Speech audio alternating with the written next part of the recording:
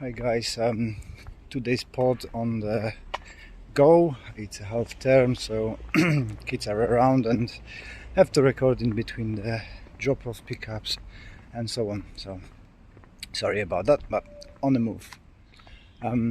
Yesterday we had a group joining us from a friendly club that's part of our association, and they're getting ready for the grading display.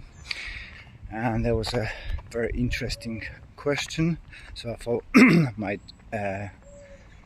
record about it and see what you think. So the question is, how many application per move in the kata, so how many bunkais? And it depends. So when you are starting your journey and you're doing a basic kata, let's say pinans, then it's a good idea to have set bunkai application for each move, so the students understand what they're doing, how the process works, how you break down those katas and movements. But later, when you move into a more advanced katas, then it is up to you really. So when I'm working with my katas, I look at it in 3 ways. So part of it is can the technique be a strike? Can it be a throw takedown? Can it be a joint lock or some sort of a distractions to the joint? And from there you're just taking it as much as you have and as much as you want. So for some movements in some advanced kata, I've got 5-6 movements and applications that I like to use depending on the situation, depending on what I want to achieve in that situation, depending what the partner or an attacker is allowing me, if it's a sporting event or is it a outside on the street. Am I limited by the rules and procedures, or is it all go? But if you're starting, it is good to have a moves prescribed for students, so they learn how to decipher the katas and go through them, and then later on they can kind of fluctuate between their chosen. Everybody's different, everybody's got the different abilities and different preferences. For example, myself, I like kind of grappling, I like to be in a control and being close, so I'm using most of the movements as a takedowns or locks and fitting strikes wherever I can to set things up. But for example, my student who are just going for his black belt display is not very keen on grappling, but he's got the perfect control of the distance and doesn't allow anybody to get into the grappling range, and he's mainly operating with strikes and kicks, which is awesome. So in terms of bunkai applications, they're gonna be different for him than for me, and he's gonna be utilizing different weaponry for it, different strategy. So it cannot be that I tell him this is the prescribed movement, you have to do it like this.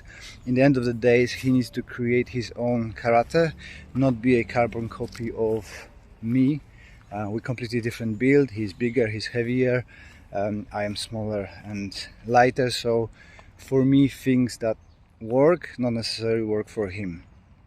And let's say if we look at which kata should we take? Let's take the Pinan 3 or Heian 3, where you've got that elbow in with a step forward. So to give you an example, when I was training in Poland, one of my friends who eventually became a several times world champion in full contact karate, in knockdown style, loved to use that elbow kind of dancing movement as a block to set up a gyakutsuki that landed and you've never seen it, or punch you in the face, because he was covering with the elbow and the other hand was working where you couldn't see it, and it was perfect for him. I sometimes use it as a block, but it's not really something for me. You can use it as a throw. When you're stepping in, you grab somebody's head and you drive that elbow in and it goes down. people go down, being thrown, and this is a very common application I see people using, very legitimate, but for me I use it as a rip of the neck control. So if somebody's got a hand on my neck, I use that movement to shred that off my neck and get entry to a throw or to a strike. So they've got 3 different applications for that simple move in a kata, and it is up to you which variation you're gonna use, and I'm sure there's gonna be a different options within that for every individual, because if you're a taller, you're gonna be pushing down. If you're shorter like me, you're gonna be going around the circle.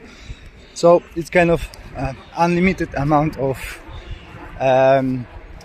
applications for a given move. It depends from your ability to perform and your ability to use your brain and situational awareness to what you can fit.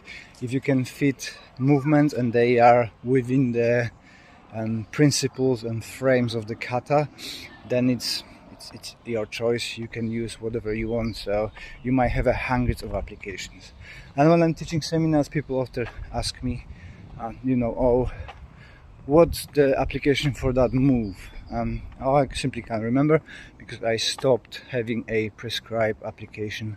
I free flow with my application, and it depending on the partner or his size, her size, depending what we're doing, what's the context, and where I want to take it. And again, if I can take down people because there's soft floor or we are on a hard floor, I am adjusting on the go. And there's simply too many moves to remember all the applications. If you follow the principles and tactics and strategy of your kata and your style, your system, then you're gonna have those available, and the movements actually doesn't really matter. It's whatever been given to you at that time, at that moment, and whatever you can utilize. And pretty much most of the kata have a repeated movement within. So if you look on different kata, the similar movements are done, because it all comes from a few katas. We've all got 2 hands, 2 legs, and move in a pretty similar way. And if you get that principle of self-protection, the kata really works everything pretty similar. So how many bunkais? As many as you want, as many as you wish, as many as you can utilize, and as many as you can fit in your head without taking too much space for individual application, and how many you can remember. It's gonna get loud because of the lorry here, so I think that's pretty much it. So how many bunkai? As many as you want. If you enjoyed this clip and you would like to support, we've got a Patreon page. You can subscribe to memberships on YouTube, and subscribe, like and share, and I catch you up on the next one.